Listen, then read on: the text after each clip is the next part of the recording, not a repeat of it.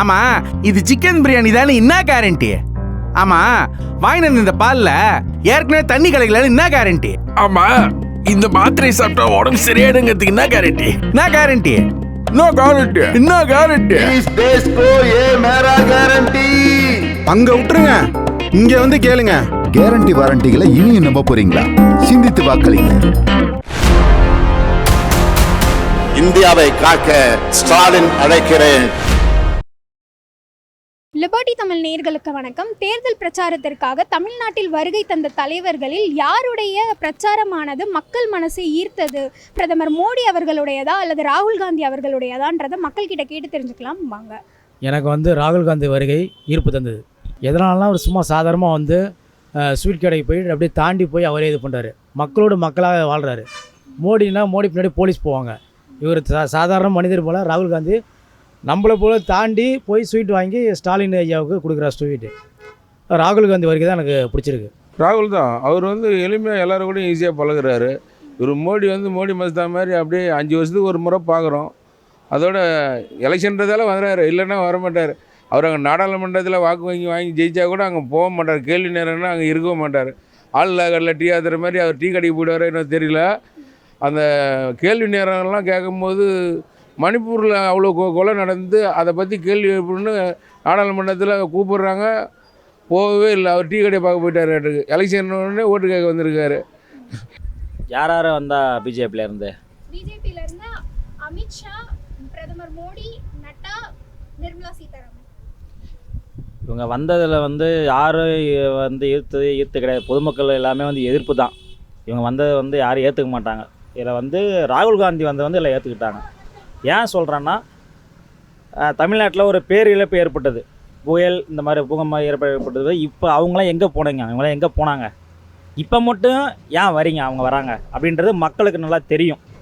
அவங்க தேவைக்கு இப்போ அவங்க வராங்க. அதனால் மக்கள் மத்தியில் எடுபடாது. எதுக்கு வந்தாங்க? அவங்க தேவைக்கு தானே வந்தாங்க. மக்கள் கஷ்டப்படும் போது வந்தாங்களா? வரல. அவங்களுக்கு இப்போ ஓட்டு தேவை, அதனால் அவங்க வந்தாங்க.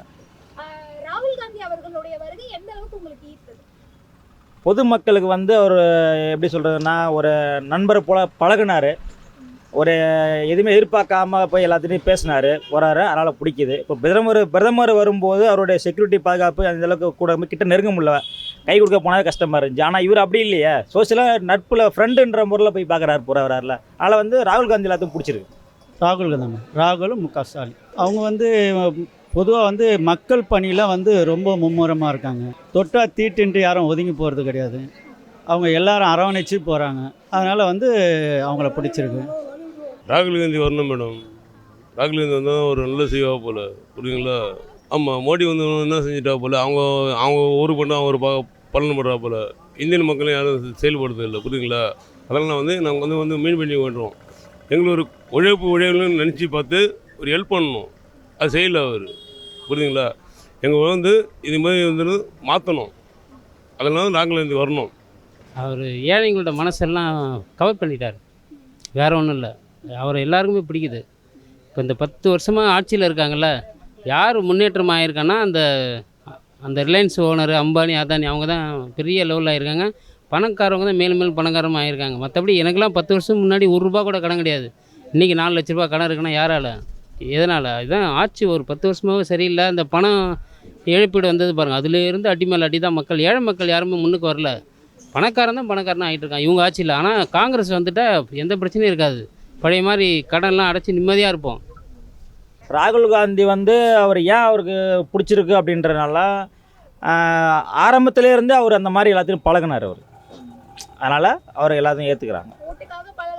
ஆமாம், ஆரம்பத்திலேருந்து ஒரு இப்போ இல்லை, அந்த யாத்திரை போகும்போது கூட பார்த்தீங்களா, சோசியலாக இல்லை பசங்க போல தூக்குற போல வர்றது, சார் மாதிரி வீட்டுக்கு போகிறது வர்றது எல்லாமே அவர் பிடிச்சிருக்கு அவர். அதனால் எல்லாம் பழகுறாங்க. அதனால் ராகுல் காந்தியோடைய வரியை தான் மெயினாக எதிர்பார்த்தாங்க. இவர் ரோடு ஷோ வந்தாங்க, ரோடு ஷோ பார்த்துட்டு போயிட்டு வந்தாங்க. அதெல்லாம் ரொம்ப செக்யூரிட்டியாக இருந்துச்சு. அவங்களா நம்மளை பிரபலப்படுத்தணுன்றது அவங்கள நடத்தின ஒரு ஷோ, அவ்வளோதான், வேறு ஒன்றும் கிடையாது. வட மாநிலத்தில் வேணால் அவங்கள பெருசாக தாக்கமாக இருக்கும். ஆனால் இங்கேயே சரியில்லைன்னா அவங்களுடைய வாயாலே வந்துருச்சு வார்த்தை. கண்டிப்பாக நல்ல ஈர்ப்பு தந்திருக்கு. மக்களாக கலந்து வர்றாரு, நல்ல ஈர்ப்பு பண்ணுறாரு. மாற்றம் ஒன்று நிலையானது, மாற்றம் வரணும். 10 வருஷமாக இருந்து இவர் சும்மா இருந்துட்டு இப்போ போய் நான் கச்சத்தீவு அமைப்பேன் கத்திரிக்காய் அமைப்பேன்றாரு கோயம்பேட்டில் சொல்கிற மாதிரி சொல்கிறாரு. இவங்களுக்கு தானே 10 வருஷமாக பிரதமர். இவர் எங்கள் ஊருக்கு போயிருந்தாரா இல்லை டீ சாப்பிட போயிருந்தாரா என்ன தெரியல. 10 வருஷமாக இவர் தான் பிரதமராக இருந்தார். இப்போ கேட்டால் நான் கச்சத்தீவு அமைப்பேன், தமிழை நான் உச்சத்துக்கு கொண்டு போவேன், தமிழுக்கான பண்டை ஒதுக்குனாலே அதே ஒதுக்க மாட்டேன்னுட்டார். தமிழை புறக்கணித்தவர் தான் இவர். இந்த காலையில் கூட சீதாராமன் பேட்டியை பார்த்தேன். தமிழ்நாட்டிலேருந்து ₹1 நம்ம ஜிஎஸ்டி வரி பணம் கொடுத்து அதில் 29 பைசா நமக்கு திரும்ப தரத்துக்கே முடியாதுன்னு அந்த அம்மா ஓப்பனாக சொல்லுது. என்ன சொல்லுது, நீங்கள் இங்கே தொகுதி வாரியாக கொடுக்குற பணத்தை உங்கள் முதலமைச்சர் முழுசாக கொடுத்துட்றாரா அப்படின்னு கேட்குது. நம்ம காசை அவர் அவங்க அப்பா வீட்டு காசான உதயநிதி ஸ்டாலின் கேட்டது தவறே கிடையாது. நம்ம வரி பணத்தை வாங்கி அதை ரிட்டர்ன் ₹1 வாங்கிட்டு 29 பைசா ரிட்டர்ன் கொடுக்கவே முடியலங்கும் போது இவங்கெல்லாம் ஆட்சிக்கு வந்தால் எப்படி இருக்குன்னு யோசிச்சு பாருங்கள். காலைல அந்த அம்மா பகிரங்கமாக சொல்லுது. இதையும் பார்த்துட்டு ஓட்டு போடுறாங்கன்னா அவங்களும் கூட முட்டாலும் தமிழ்நாட்டில் எவனுமே கிடையாது. நான் தமிழ்நாட்டை வஞ்சிப்பேன்னு அந்த அம்மா ஓப்பனாக பேட்டியில் காலைல சொல்லுது. நீங்கள் ₹1 கொடுத்தாலும் ₹2 கொடுத்தாலும் நாங்கள் உங்களுக்கான பண்டை ஒதுக்க மாட்டோன்னு ஓப்பனாக சொல்லுது. இதையும் பார்த்துட்டு கேட்டுட்டு ஓட்டு போடுறான்னா அவன் முட்டாளாக தான் இருப்பான். பிரச்சாரம் இருக்கிற மாதிரியே இல்லைம்மா. அது வந்து ஒரு 5 வருஷத்துக்கு முன்னாடியே வந்து டெட் ஆகி போச்சு. இப்போல்லாம் ஒன்றுமே அவங்களுடைய பிரச்சாரத்தை கேட்கவே யாருக்கும் பிடிக்கவே இல்லை. பொதுவாக ரோட் ஷோன்னா அவங்க மேஜிக் காட்டுறாங்க. ரோட் வண்டியில் போகிறதுக்கு இறங்கி இப்போ நீங்கள் நேராக என்கிட்ட பேசுகிறீங்க, இது எப்படி இருக்குது? நான் வண்டியில் நின்றுட்டு பாருன்னு மேஜிக் காட்டுறதா சொல்லுங்கள். இப்போ இறங்கி வந்து ஒருத்தருடைய அன்பை வந்து ஒருத்தர் பரிமாறுறது வேறு. ரோட்டில் நின்றுட்டு என்ன பாரு நான் மேஜிக் ஷோ தான். அப்படி ரோட்டில் அப்படி ஸ்டேஜில் காட்டுவாங்க, இங்கேருந்து பார்ப்பாங்க. மக்களை சந்திக்க வரவங்க எப்படி வருவாங்க?